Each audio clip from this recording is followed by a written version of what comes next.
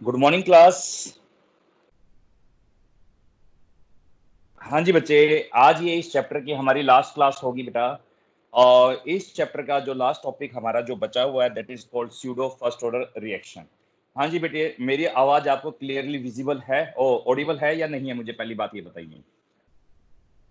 Anyone? Yes sir. Okay बेटा। अब देखिए बेटा, जो आज मैं आपको कराने वाला हूँ वो इसका लास्ट टॉपिक रहेगा इस चैप्टर का। वो है हमारे पास स्यूडो फर्स्ट ऑर्डर रिएक्शन। ठीक है बेटा। इससे पहले जो भी मैंने आपको न्यूमेरिकल्स दिए थे, मैंने ये कहा था बेटा आपके पास जो भी डाउट हो वो प्लीज मेरे से पूछ लेना। कोई भी डाउट होंगे तो मैं आपको सोल्व करा दूंगा। उसमें कोई भी डाउट है मेरे को व्हाट्सएप कर देना। मेरे को किसी बच्चे ने व्हाट्सएप नहीं किया, इसलिए मुझे लगता है कि आप लोगों के कोई डाउट होंगे नहीं इसके अंदर। ठीक है बेटा, फिर भी कोई डाउट रह जाता है आप लोगों का तो प्लीज मुझे कभी भी आप व्हाट्सएप कर दीजिए, उसको मैं सोल्व कराने की कोशिश करूंगा बेटा। ठीक है। तो अभी हमारे पास 5 मिनट्स बचे हुए हैं बच्चे के आने के लिए। तो इतने में आप लोगों के कोई भी डाउट है तो बेटा आप मुझसे पूछ लीजिए, अदरवाइज फिर मैं शुरू करता हूं।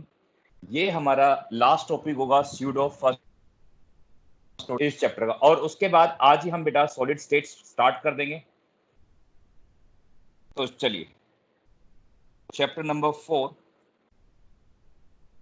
Chemical kinetics.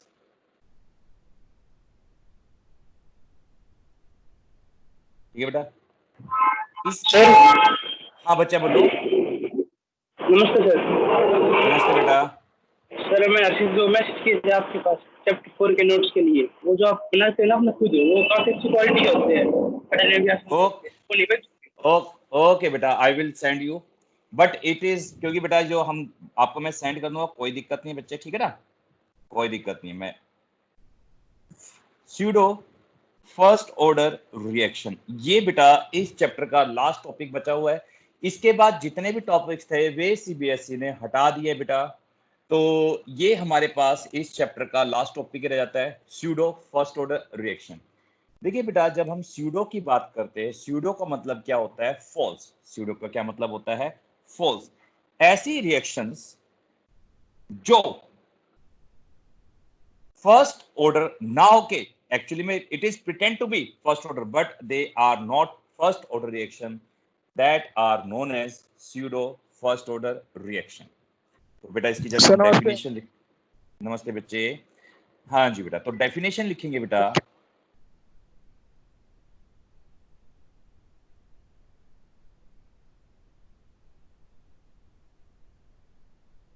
Pseudo first order reaction, वही लिखते हैं बेटा, are not truly first order. They are not truly बेटा फर्स्ट ऑर्डर। कैसे कहेंगे? But shows first order kinetics. क्या शो करते हैं बेटा? ये फर्स्ट ऑर्डर काइनेटिक्स शो करते हैं अंडर सर्टेन कंडीशंस। ये बेटा ऐसी रिएक्शन जो फर्स्ट ऑर्डर ना होते हुए भी अपने आप को प्रिटेंड करती है कि ये कैसी होती है? फर्स्ट ऑर्डर की तरह होती है। That reactions are known as pseudo first order reaction. अब इसके लिए बेटा, और इसकी जो दूसरी डेफिनेशन है वो कैसे कही जाएगी बेटा?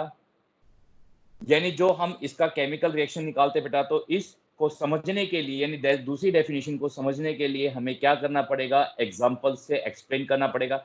तब मैं इसका एग्जांपल आपको वो दूसरा डेफिनेशन, इसके एग्जांपल वो दूसरी डेफिनेशन एक्सप्लेन करेंगे।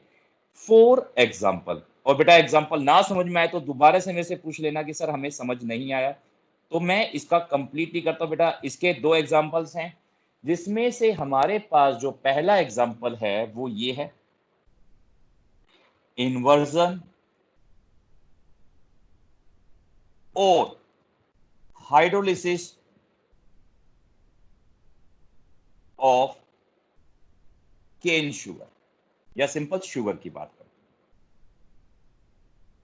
आप भी जानते हो बेटा, जब हम केन शुगर की हाइड्रोलाइसिस करेंगे, क्या करेंगे बेटा? केन शुगर की हम हाइड्रोलाइसिस करेंगे, केन शुगर क्या होता है आपके पास? केन शुगर हमारे पास होता है बेटा सुक्रोज, जिसका फॉर्मूला क्या होता है? C6H12O6।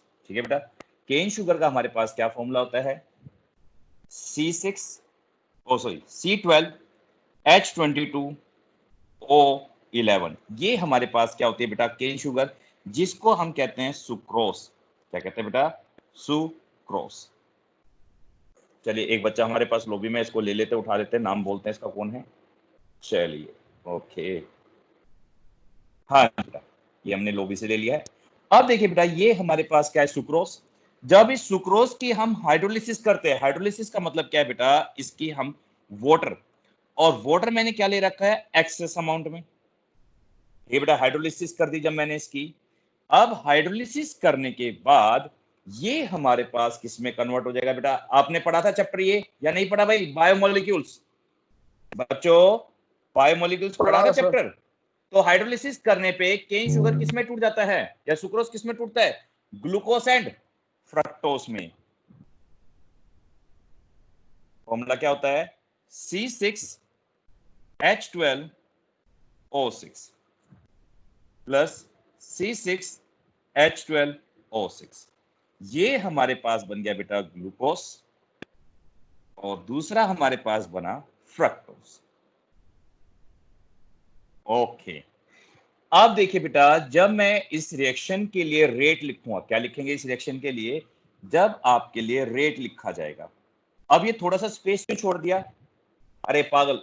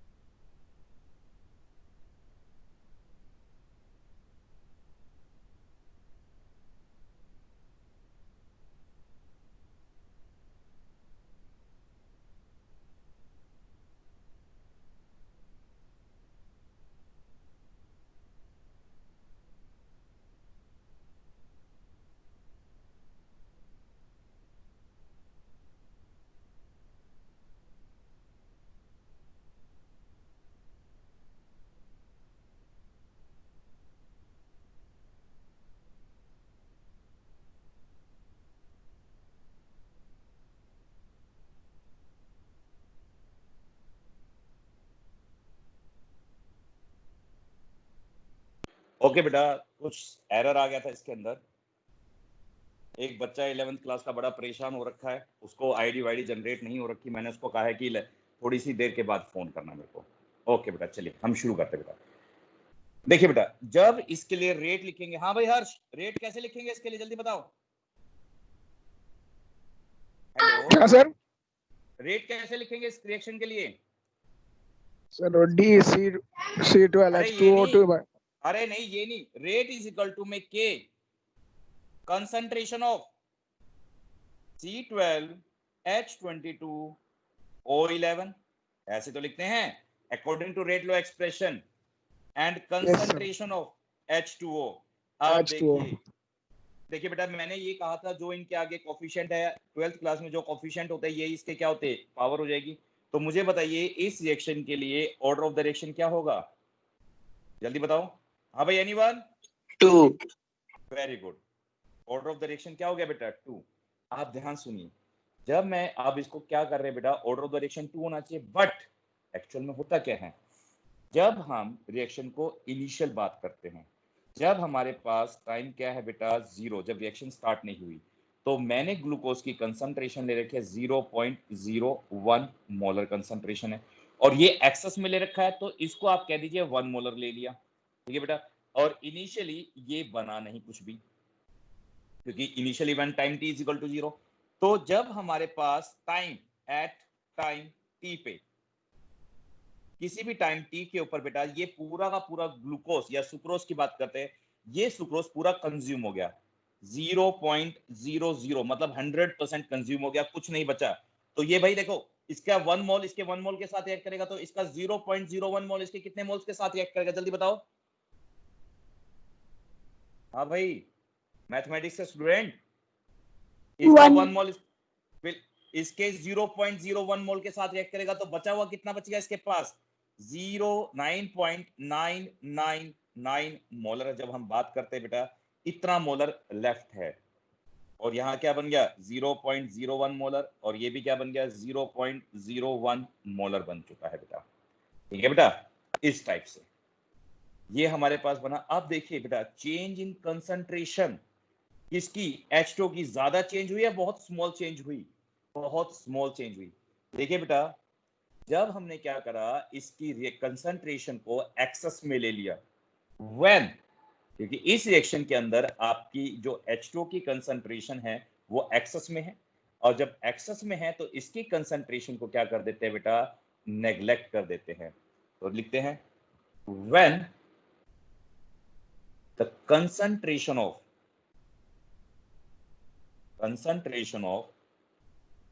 one of the reactant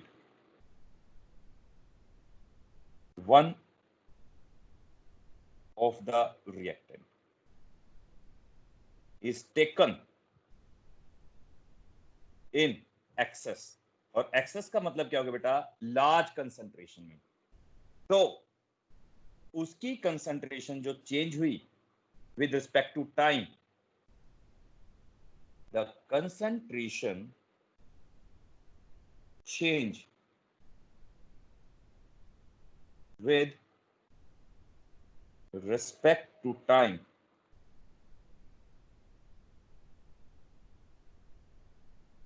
हाँ बेटा, लार्ज चेंज हुई या स्मॉल चेंज हुई या नेग्लिजिबल कह सकते हैं, तो कैसे हुई, नेग्लिजिबल चेंज, कैसे हुई, negligible change. So the concentration of H2O is taken to be as constant। किसकी तरह ले लेते हैं बेटा, इसको कांस्टेंट की तरह ले लेते हैं। अब ये भी कांस्टेंट हो गया, और ये दोनों क्या है, ये भी कांस्टेंट और ये भी क्या हो गया, कांस्टेंट। तो जब ये दोनों कांस्टेंट हो गए तो रेट इज इक्वल टू में हम क्या लिखेंगे, रेट इज इक्वल टू में के dash concentration of C12H22O11। Pen चल ही नहीं रहा, चलिए मैं सोचा थोड़ा चेंज हो जाता, C12H22O11, इस टाइप से बेटा। अब यहां पे बताइए ऑर्डर ऑफ द रिएक्शन क्या रह गया बेटा, जल्दी बताओ। अब इस रिएक्शन के लिए ऑर्डर ऑफ द रिएक्शन क्या हो गया, 1।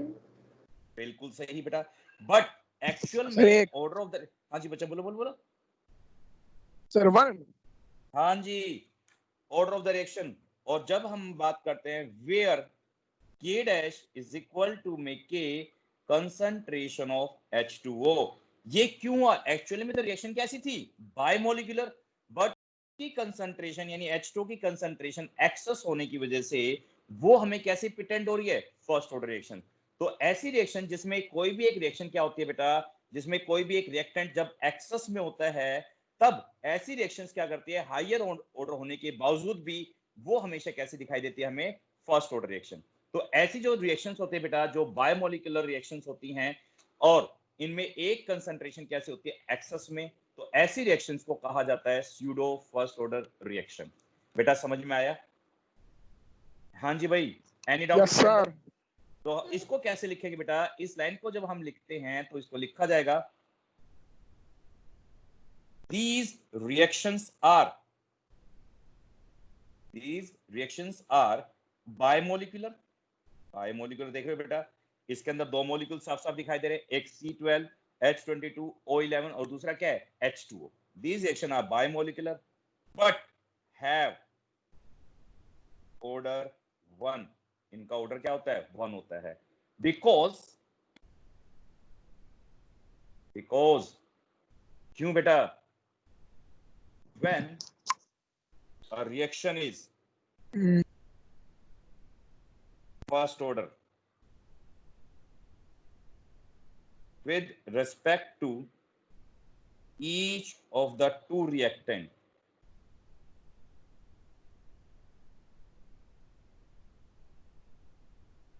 it's become pseudo यानी false, pseudo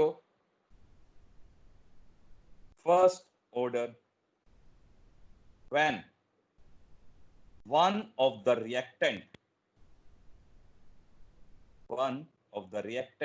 is taken in excess। जब किसी भी एक रिएक्टेंट को हम क्या किस में ले लेते हैं बेटा, एक्सेस में ले लेते हैं, then that reaction is known as pseudo first order reaction. इसका दूसरा जो एग्जांपल है बेटा वो भी हमें पता है, एस्टेरिफिकेशन रिएक्शन। याद है बच्चे एस्टेरिफिकेशन रिएक्शन? दूसरा एग्जांपल इसके अंदर एस्टेरिफिकेशन रिएक्शन है, उसका क्या है बेटा, हाइड्रोलिसिस ऑफ एस्टर। ये इसका सेकंड एग्जांपल है, example number second, hydrolysis of ester.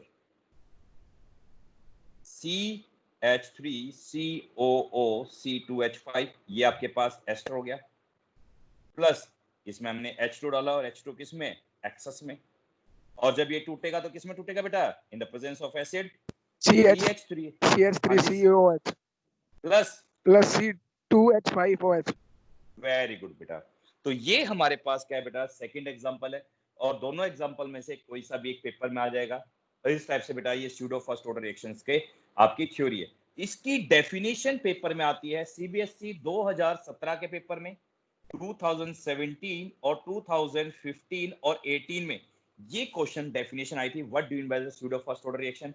और साथ में बेटा एक 2 नंबर का न्यूमेरिकल भी आया था। न्यूमेरिकल क्या था वो मैं आपको दिखाता हूं बेटा, अभी समझाते हैं कैसे न्यूमेरिकल आते हैं और कैसे आप उसको टैकल करोगे। ठीक है बेटा, चलिए शुरू करते हैं हम इसका न्यूमेरिकल। मैं इसके लिए एक एनसीईआरटी किताब है बेटा, एनसीईआरटी या फिर हम बात करते हैं 2000 उसी की किताब खोल लेते हैं, वही वाला न्यूमेरिकल कराता हूं मैं आपको।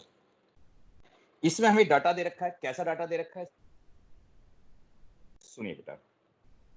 हाँ जी बेटा, ये देखिए, ये आपको डाटा दे रखा है, टाइम दे रखा है 0, 30, 60, 90 और ये कंसंट्रेशन दे रखी है।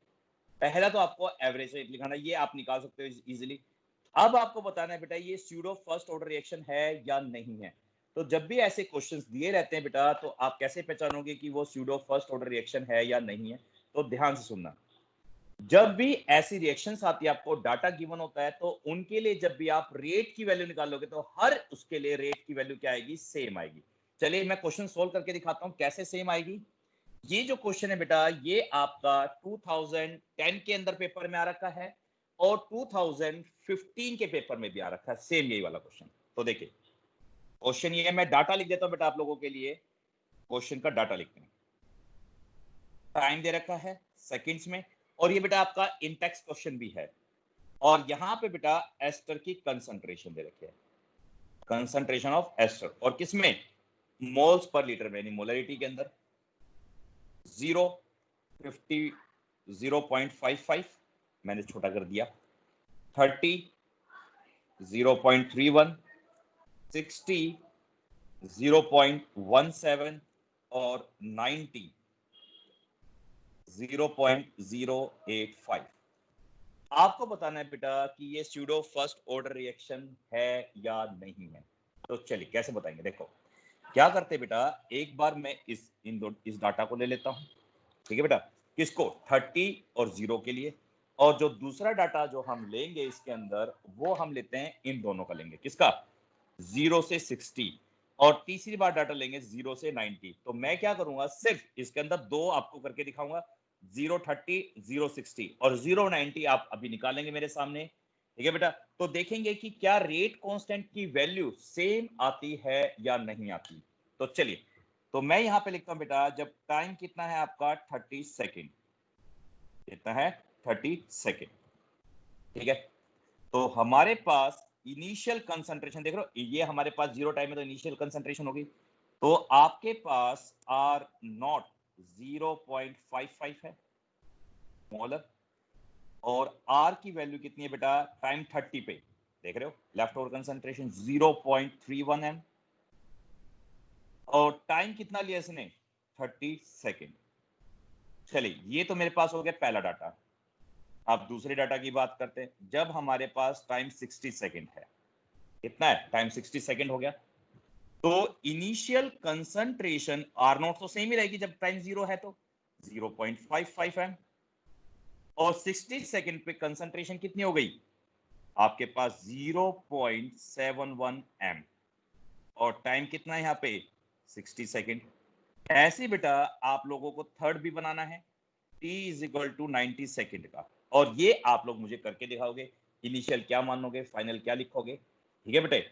ये दो मैं आपको करा रहा हूं, और उसके बाद हम क्या करेंगे, इसको देखेंगे चेक करके क्या रेट की वैल्यू तीनों इक्वेशंस के लिए सेम आती है या फिर डिफरेंट डिफरेंट वैल्यू देता है। एक्चुअली पेपर वेट रख दिया मैंने से जिससे ये उड़े ना। चलिए बेटा शुरू करें। ओके, तो देखो बेटा, आपको पता है for first order reaction, for first order reaction formula क्या होता है बेटा, आपने कई बार लिख लिया, के की वैल्यू निकालनी है, रेट कांस्टेंट निकालना है, के इज इक्वल टू में 2.303 divided by T log R naught by R. ठीक है बच्चे, 2.303 डिवाइडेड बाय 30, क्योंकि टाइम 30 सेकेंड है, और आर नॉट जो आपके पास है बेटा ये हो गया 0.55 डिवाइड बाय 0.31। इसमें कोई डाउट? ठीक है बेटा, अब हम क्या करेंगे, इसको सोल्व करते हैं।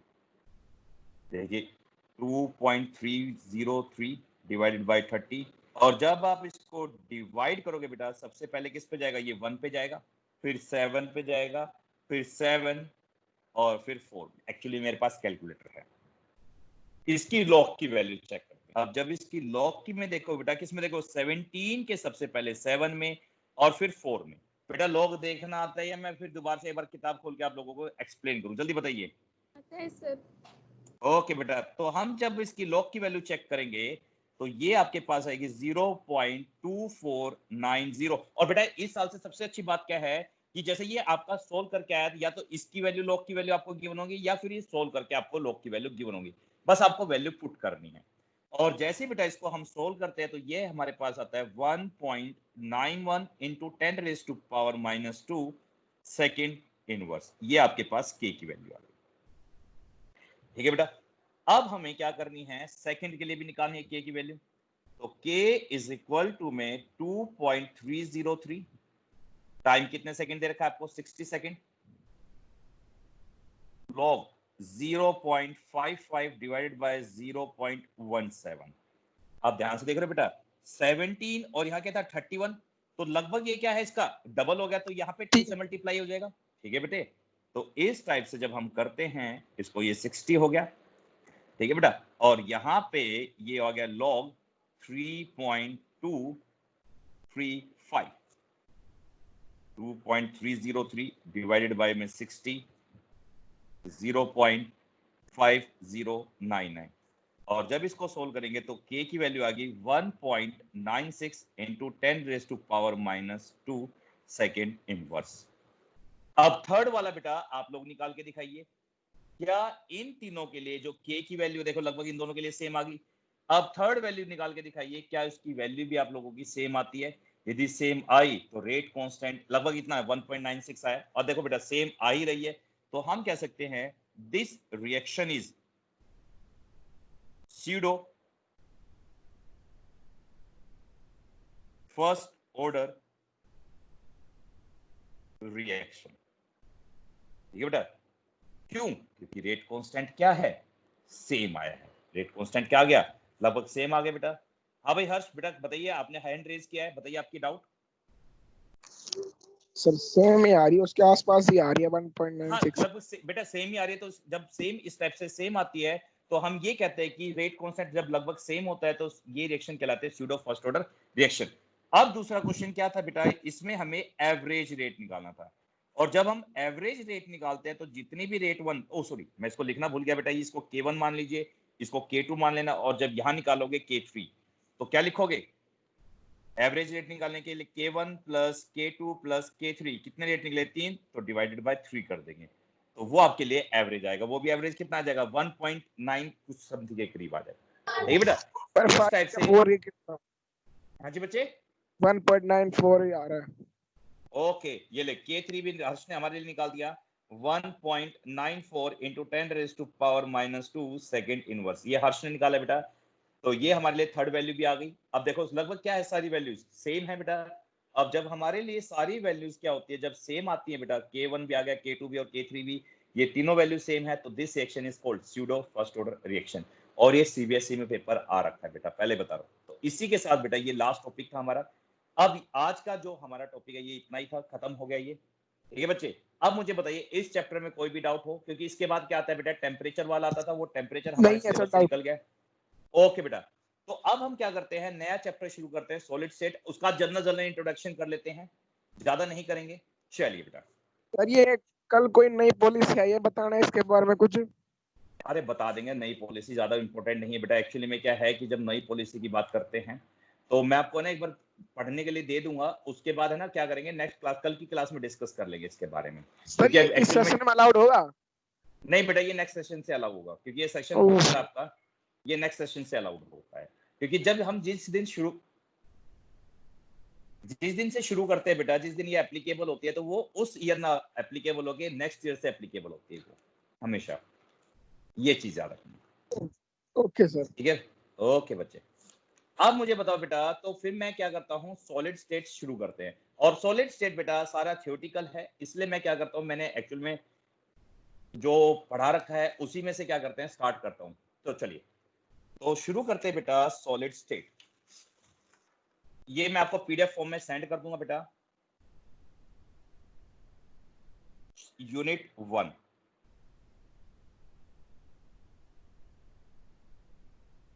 Solid state.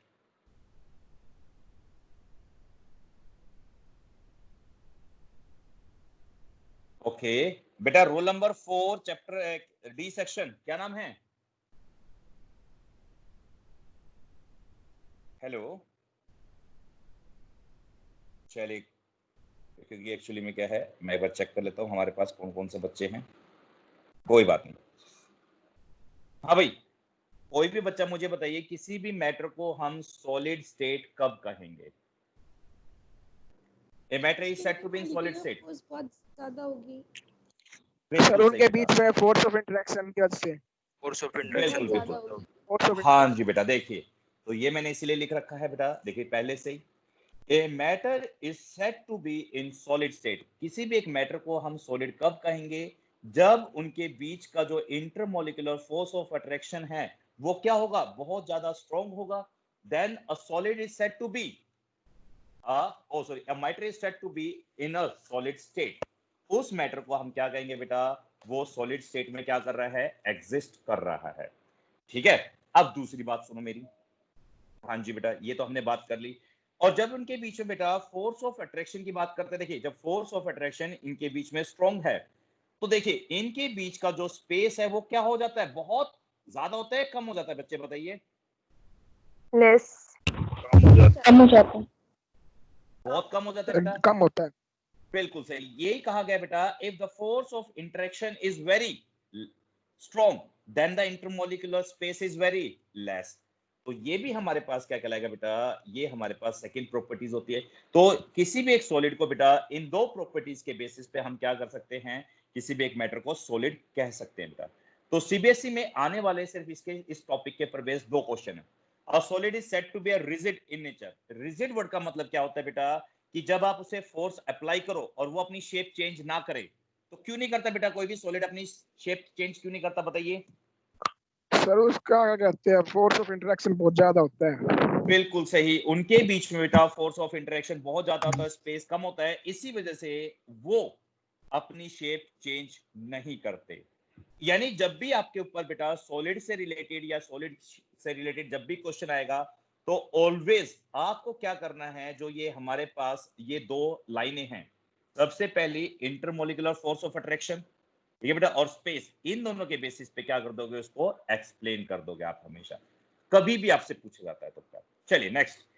A solid has minimum diffusion capacity। Solid की मिनिमम डिफ्यूजन कैपेसिटी क्यों होती है, यानी पार्टिकल्स को इधर उधर फ्लो क्यों नहीं करते बेटा, ज्यादा फ्लो क्यों नहीं कर पाते? हाँ जी बच्चे, सर उनके बीच में स्पेस कम होती है। स्पेस बहुत आप है सर। बेटा फ्लो देखो, फ्लो जैसे हर्ष भागने की कोशिश कर रहा है, स्पेस कम होगा तो भाग पाएगा। देखिए दूसरा इसका रीजन क्या है बेटा, क्योंकि उसके बीच में क्या होता है, फोर्स ऑफ इंटरेक्शन स्ट्रॉन्ग होती है। यानी मैंने कहा पहले आपको फोर्स ऑफ इंटरेक्शन का पॉइंट देना है, ठीक है बेटा, सबसे पहले आपको क्या देना है, फोर्स ऑफ इंटरेक्शन का पॉइंट देना है या फोर्स, ठीक है, उसके बाद स्पेस का आपको पॉइंट देना है। तो ये हमारे पास रह जाएंगे बेटा। चलिए अब इसके बाद हम बात करते हैं बेटा क्लासिफिकेशन ऑफ सॉलिड्स। तो बेटा जब हम क्लासिफिकेशंस की बात करते हैं सॉलिड की, तो सॉलिड्स की क्लासिफिकेशन हम दो टाइप्स के कर सकते हैं अरेंजमेंट के बेसिस पे। देखिए जब भी मॉर्निंग असेंबली होती है तो हर्ष हमारा रेगुलर होता है लाइन में या इररेगुलर होता है, बच्चे बताइए। सर ये तो रेगुलर सारे होता हूँ जानते मैं हर हैं। बार। अरे रहने दे यार, ये हमेशा क्या होता है, इररेगुलर होता है या आगे पीछे देखते रहता है, इररेगुलर होता है। तो बेटा या तो हमारे पास बच्चे रेगुलर होंगे या फिर कैसे होंगे, इररेगुलर होंगे। If the particles या arrangement हमारी रेगुलर होती है, then the solid is said to be a crystalline solid. यदि irregular होगा तो then it is known as amorphous solid. ठीक है बेटा, उसे क्या कहेंगे, amorphous solids. तो क्रिस्टलाइन सॉलिड की जब हम डेफिनेशन कहते हैं बेटा, तो हम on the basis of arrangement किसी भी एक सॉलिड को रेगुलर या इररेगुलर कहते हैं। बेटा किसी को क्लैरिटी की प्रॉब्लम हो तो बता दीजिए, क्लैरिटी की तो कोई प्रॉब्लम नहीं आ रही ना अब?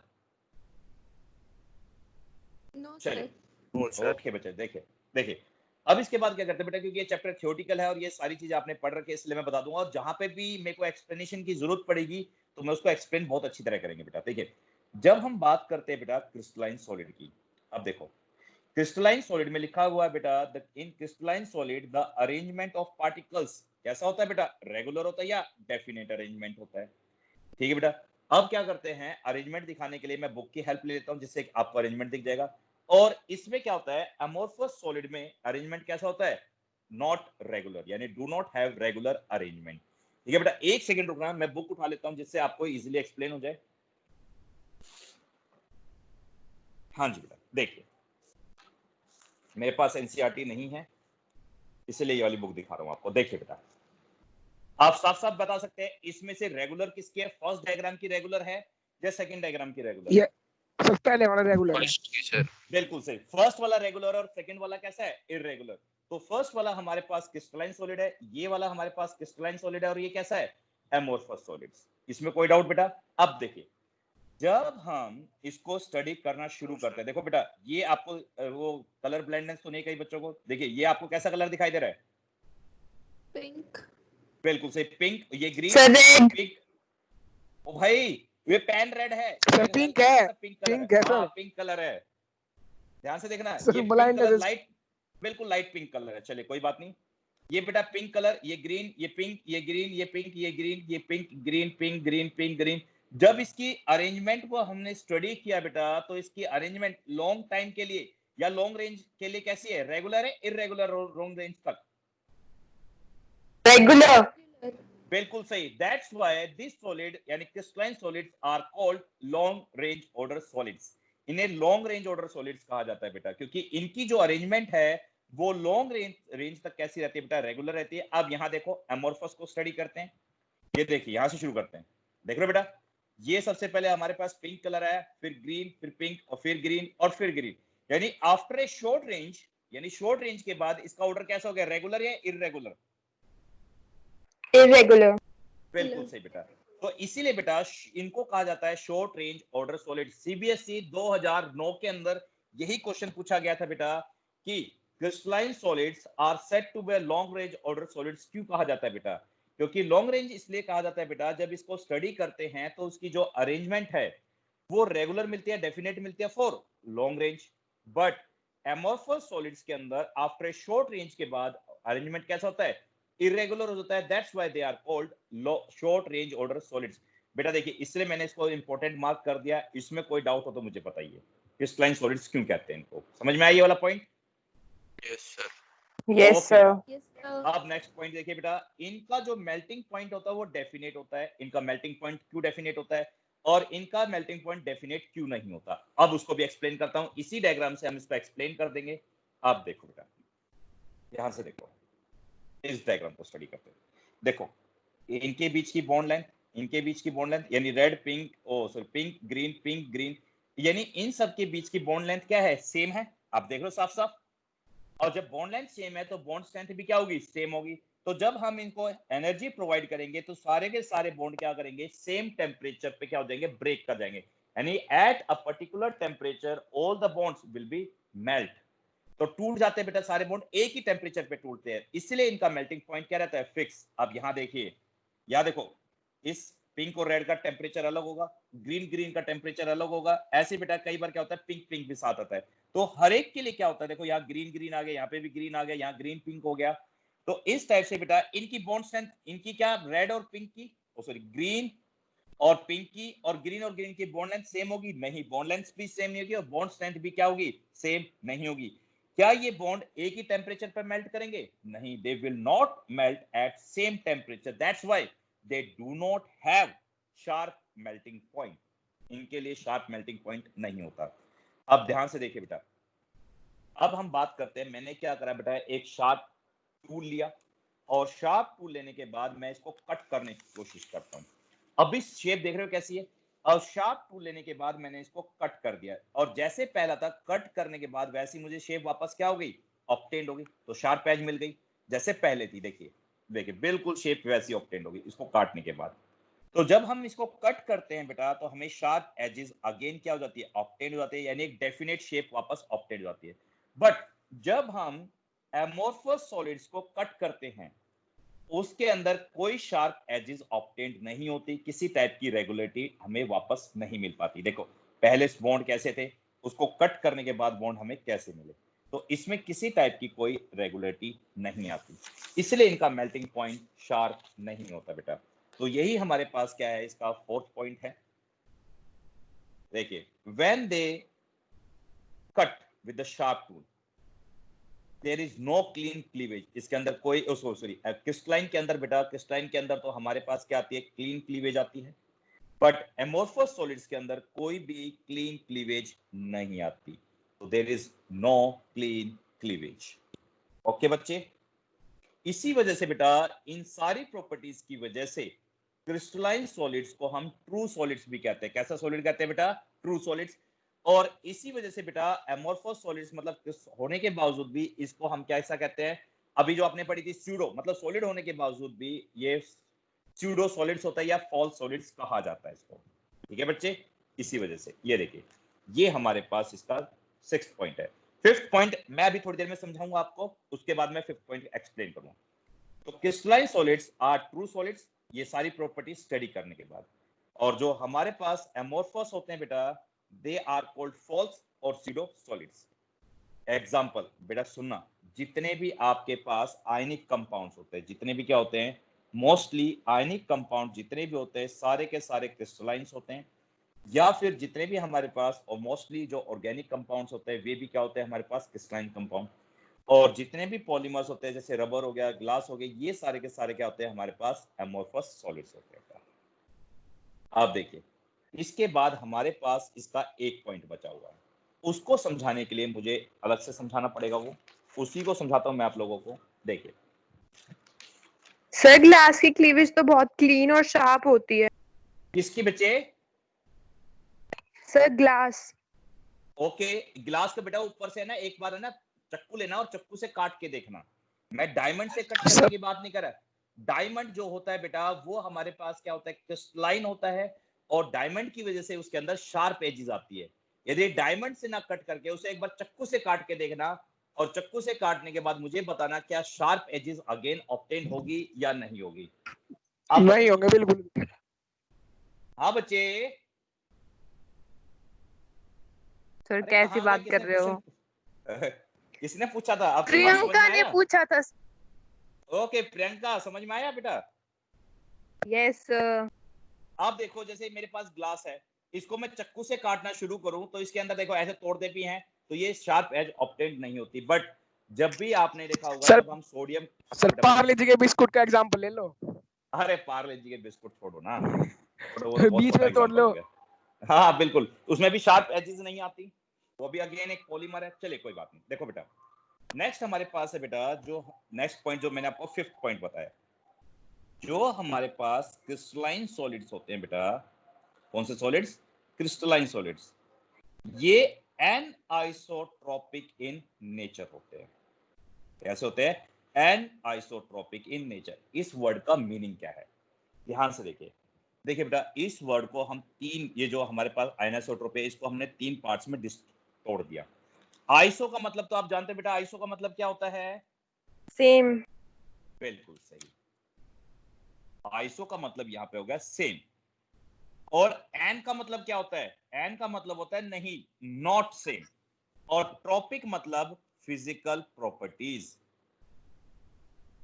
तो क्रिस्टलाइन सॉलिड की जब हम फिजिकल प्रॉपर्टीज को स्टडी करते हैं तो उनकी फिजिकल प्रॉपर्टीज सेम नहीं आती। क्यों नहीं आती सेम, वो मैं आपको बताऊंगा। ध्यान से सुनिए बेटा। ना समझ में आए तो एक और बार पूछ लेना, क्योंकि इस साल का सबसे इंपॉर्टेंट क्वेश्चन है ऑफ 1 मार्क्स का, ये वाला, कि why crystalline solids are anisotropic in nature. ठीक है बेटा, अब ध्यान से देखिए, मैं बनाना शुरू करता हूं NaCl को। Na ज्यादा नहीं बनाएंगे, दो बनाएंगे, या चलो तीन बना लेते हैं। Na 3/3 मैट्रिक्स, 3/3 बनाएंगे मैट्रिक्स।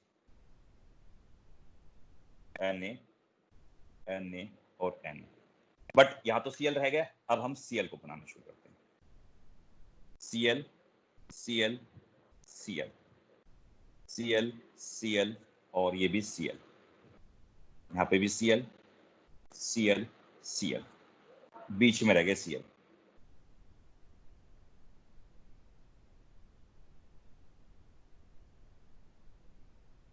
चलिए बना दिया हमने, NaCl पूरा हो गया हमारा।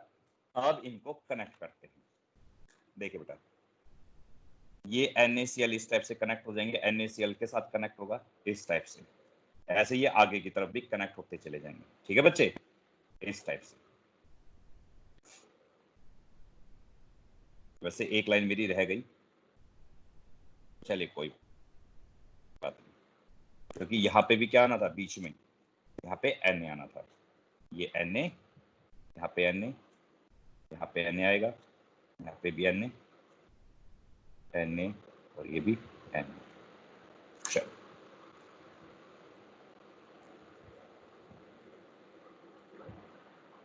ये तो बहुत ज्यादा बन गया। अब तो आप इतना मत बनाना कॉपी के अंदर, इतना ज्यादा मत बनाना। आप छोटा सा थोड़ा सा ही बना लेना। मेरे तो गलती से बन गया, भावनाओं में बह गया था मैं भी।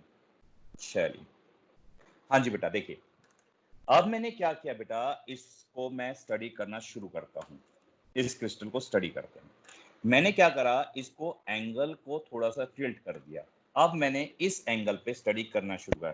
तो मुझे बताइए, मैंने एक लाइट पास करी और इस एंगल से पास करी, तो सारे के सारे कौन से एटम आ रहे हैं सामने? कौन से एटम आएंगे बेटा? सारे सोडियम के। सोडियम आए। और सोडियम की जो वेवलेंथ होती है वो बेटा आपकी दो ही वेवलेंथ पे आप मेजर करते हैं, या तो 540 पे करता है या फिर ये करता है 570 नैनोमीटर पे आपकी वेवलेंथ शो करता है। ठीक है बेटा, और सोडियम का जो लाइट होती है वो येलो कलर की लाइट एमिट करता है। आप देखिए, जब मैंने थोड़ा सा एंगल इसका फिर चेंज कर दिया, और थोड़ा सा एंगल चेंज करने पे, बिल्कुल स्मॉल एंगल चेंज करने पे, तो सारे के सारे कौन से एटम आ गए? क्लोरीन आएंगे। अब मुझे बताइए, क्या सोडियम की और क्लोरीन की जो वेवलेंथ होगी वो सेम आएगी या डिफरेंट आएगी? डिफरेंट। हाँ बच्चे, डिफरेंट होगी। आप देखिए, अब मैंने क्या करा, यहां से शुरू करा पढ़ना इसको।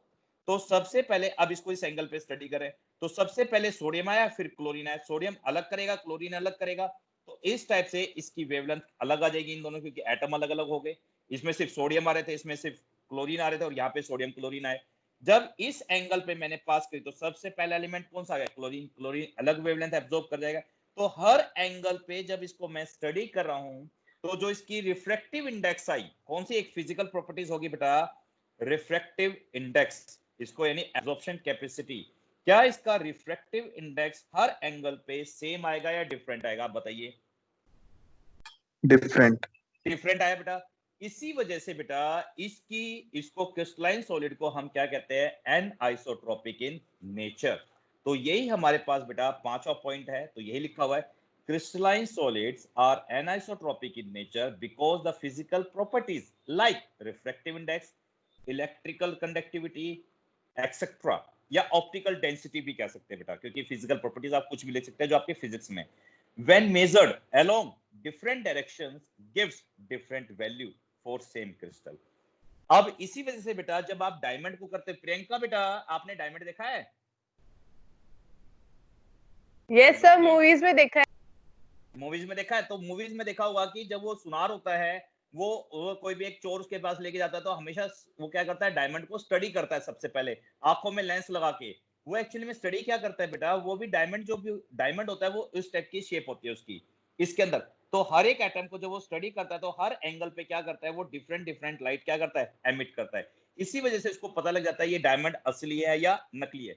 जबकि जब हम बात करते हैं ग्लासेस की, ग्लासेस में सारे के सारे एटम्स किसके होते हैं, सिलिकॉन्स के होते हैं, याद रखना बेटा, उसके टेट्राहेड्रली बॉन्डेड होते हैं। तो हर एंगल पे स्टडी करने पे आपको कौन सा मिल रहा है, सिलिकॉन। इस साइड भी स्टार्ट करें तो सिलिकॉन, तो प्रॉपर्टीज इसकी क्या हो जाएंगी, ग्लास की सेम।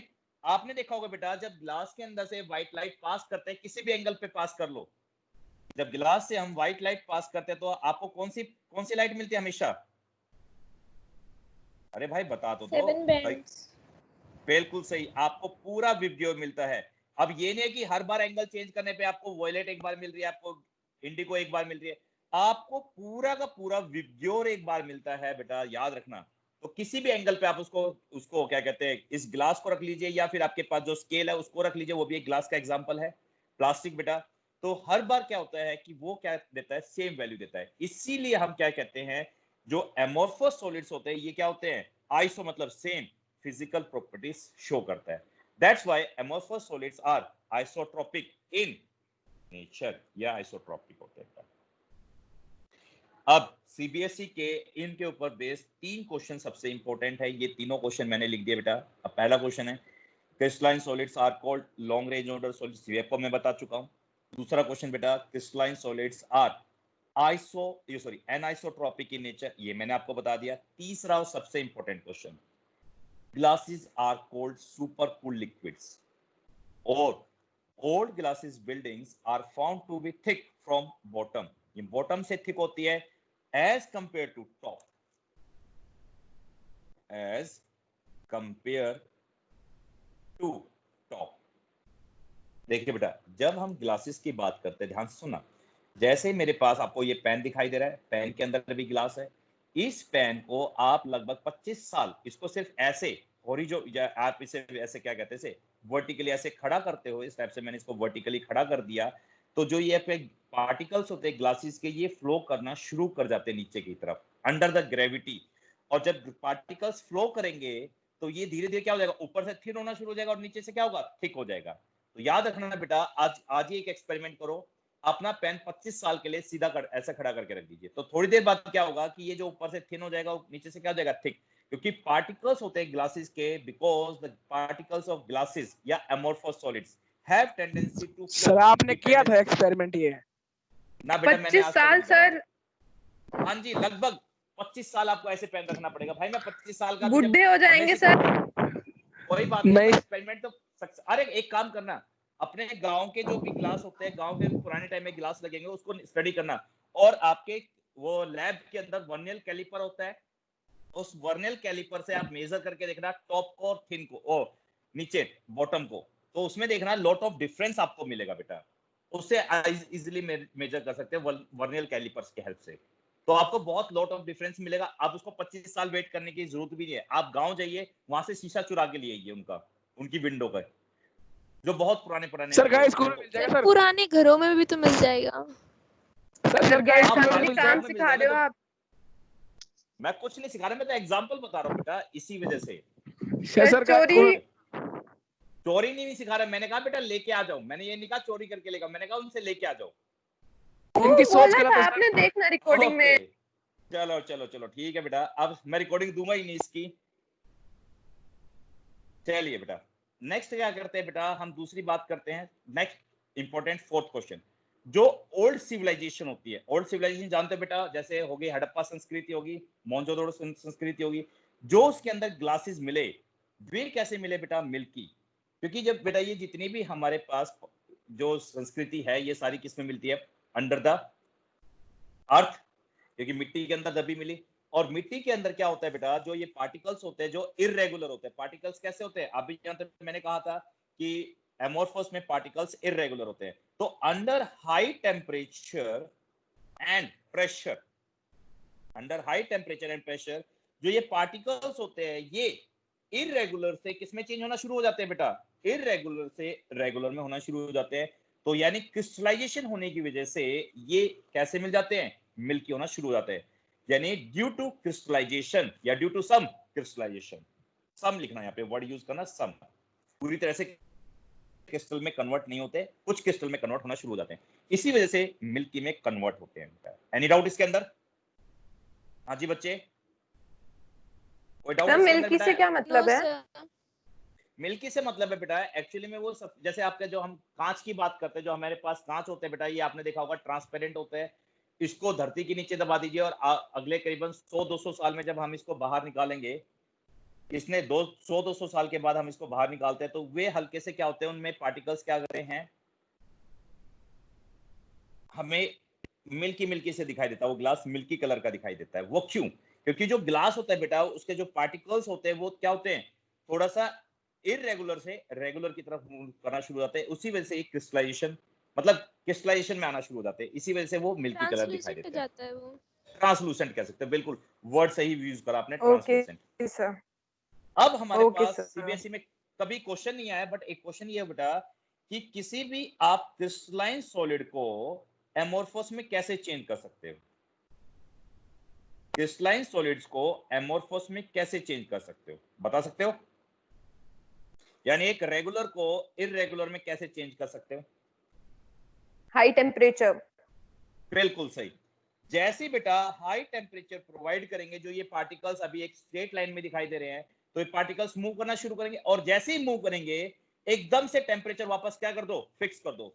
यानी हाई टेम्परेचर करने के बाद एकदम से उसको क्या कर दो, कूल कर दीजिए। और कूल करने के बाद जो ये अरेंजमेंट होगी कैसी होगी, इरेगुलर हो गई। तो एमोर्फस सॉलिड किस में चेंज हो गया, क्रिस्टलाइन सॉलिड एमोर्फस में चेंज होता है।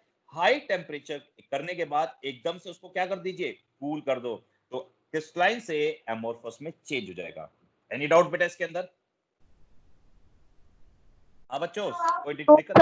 No sir. ओके बेटा, चलिए इसके बाद हम बात करते हैं बेटा जो ये क्रिस्टलाइन सॉलिड्स होते हैं।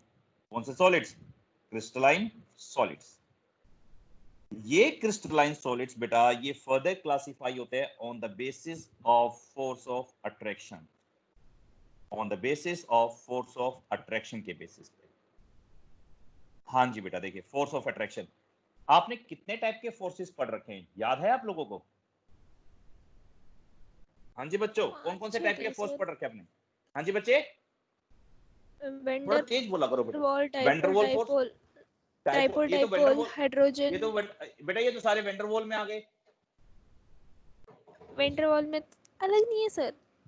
नहीं, याद करो, ये मैंने पिछले साल आपको वैंडरवॉल में बताया था, डाइपोल डाइपोल इंटरेक्शन बता दिया था मैंने, इसके अंदर डाइपोल इंड्यूस डाइपोल इंटरेक्शन बताया था मैंने, और इंड्यूस डाइपोल इंटरेक्शन बताया था, उसी को लंदन फोर्स कहते हैं, हाइड्रोजन हाइड्रोजन बॉन्डिंग इसी के अंदर बताई थी सारी की सारी। 10th क्लास में, क्या 10th क्लास में आपने पढ़ा था ये? कांटेक्ट और नॉन कांटेक्ट फोर्सेस होते हैं सर। कांटेक्ट और नॉन कांटेक्ट, अरे भाई मैं सिंपल भाषा में बात कर रहा हूँ, जो 10th क्लास में पढ़े थे। सबसे पहले आपने पढ़ा था आयनिक सॉलिड को, याद है? सर 10th में पढ़े थे ये। यस। कांटेक्ट और नॉन कांटेक्ट कौन से हो गए फोर्सेस, बताना केमिस्ट्री के अंदर।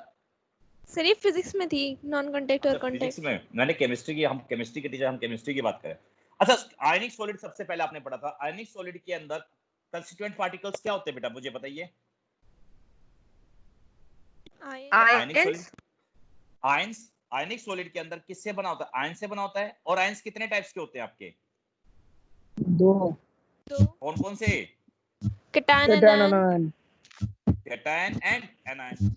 और जो ये कैटायन एनायंस होते हैं, ये एक दूसरे से किस, कौन सा फोर्स होता है इनके बीच में जो इसको जोड़े रखता है? अट्रैक्टिव। कौन सा अट्रैक्टिव फोर्स होता है? इलेक्ट्रोस्टैटिक। अट्रैक्टिव। बिल्कुल सही बेटा, इलेक्ट्रोस्टैटिक फोर्स ऑफ अट्रैक्शन। भूल गए सारा 10th क्लास का? नहीं sir. Sir electrostatic force of attraction 10th class की किताब उठाना, ये सर 10th 1 साल क्लास का में as गैप it is आ में। गया। Okay, electrostatic force of attraction होता है बेटा। आप देखिए, ये electrostatic force of attraction strong होता है या पुअर होता है, मुझे बताइए। स्ट्रॉन्ग होता ये है। स्ट्रांग। बहुत ज्यादा बहुत स्ट्रांग स्ट्रांग होता होता है है। बेटा, बहुत ज्यादा स्ट्रांग होता है। अब यदि फोर्स ऑफ अट्रैक्शन स्ट्रांग है तो तोड़ने के लिए हाई टेम्परेचर की जरूरत होगी या लो टेम्परेचर की जरूरत होगी? High temperature. सर हाई की तो होगी। मेल्टिंग पॉइंट इसका हाई होगा लो होगा? Sir melting high. Point high होगा। बिल्कुल सही बेटा। अब भाई सुनो, 10th क्लास में सीबीएसई का सबसे इंपॉर्टेंट क्वेश्चन जो राममोहन सिंह से तो इंदु मैडम ने पूछा होगा कि बेटा आयनिक सॉलिड स्टेट में इलेक्ट्रिसिटी कंडक्ट करते या नहीं करते? सर करते हैं। नहीं सॉलिड स्टेट करते, में? अरे नहीं ओ, करते। करते सर। आयंस फ्री नहीं होती, इस वजह सर से नहीं सॉलिड करते। स्टेट में कह रहे हो क्या? आयन डिसोसिएट सॉलिड नहीं स्टेट में कह रहे थे क्या? और क्या मैंने बोला था इन सॉलिड स्टेट? सॉलिड सर याद। बेटा 10th क्लास का ये पूरा का पूरा टॉपिक देखिए। अब इसके अंदर बात करते हैं, जो कंस्टिट्यूएंट पार्टिकल्स होते हैं in ionic solids are ions, that is cation and anions. जैसे आपने बताया, both cation and anions are strongly held together by electrostatic force of attraction. ठीक है बेटा, जो आयनिक सॉलिड होते हैं इनका मेल्टिंग पॉइंट क्या होता है? हाई होता है। क्यों होता है? क्योंकि इनके बीच में क्या होता है? Strong electrostatic force of attraction होता है। They are brittle in nature. Brittle का मतलब होता है बेटा कि जब हम क्या करते हैं, ये शेप चेंज नहीं करते जब फोर्स अप्लाई करते हैं। क्यों नहीं चेंज करते? क्योंकि इनके बीच में कौन सा फोर्स होता है? Strong electrostatic force of attraction होता है। बट ज्यादा फोर्स अप्लाई करने पे जैसे कांच टूट जाते हैं ना, ऐसे टूट जाते हैं। That's why they are brittle in nature. तो ये नेक्स्ट पॉइंट है बेटा।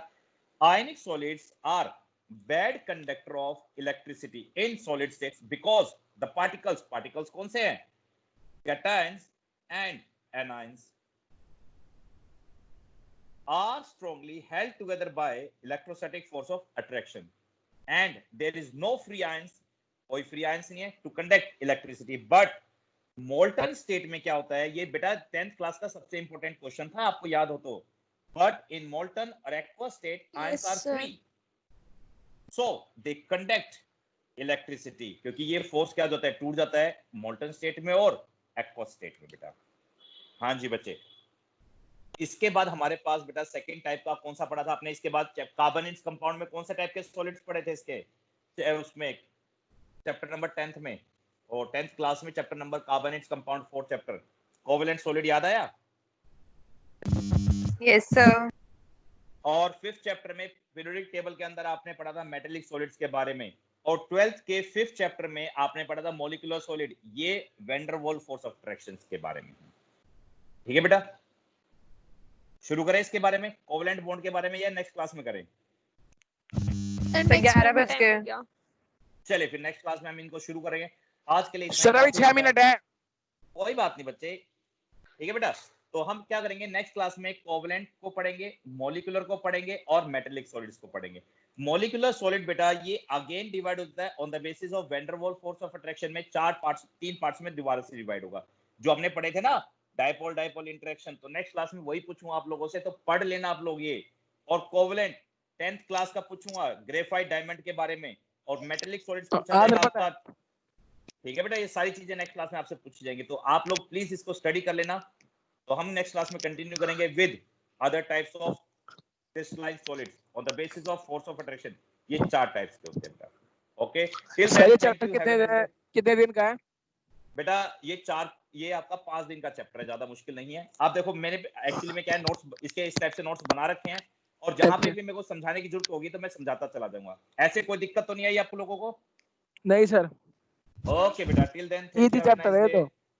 बहुत इजी सर चैप्टर ये है बेटा, एफसीसी वाला है। हाँ बच्चे, ये देखो ये पूरा मैंने कर ठीक रखा है है एक्चुअली में। ये इंटीग्रेटेड रेट एक्सप्रेशन, ये रे एफसीसी बीसीसी, ये सारे बना रखे बढ़िया बढ़िया डायग्राम के साथ, टेंशन ना लो, ये सारे बना रखे हैं। ये रे बीसीसी एफसीसी पूरा समझाना है, ये पूरा चैप्टर यही है आपका। ठीक है बेटे? सर इसके नोट्स कैसे बनाने? अरे मैं सेंड करूंगा, टेंशन क्यों ले रहे बच्चे, मैं सेंड करूंगा नोट्स। भाई आज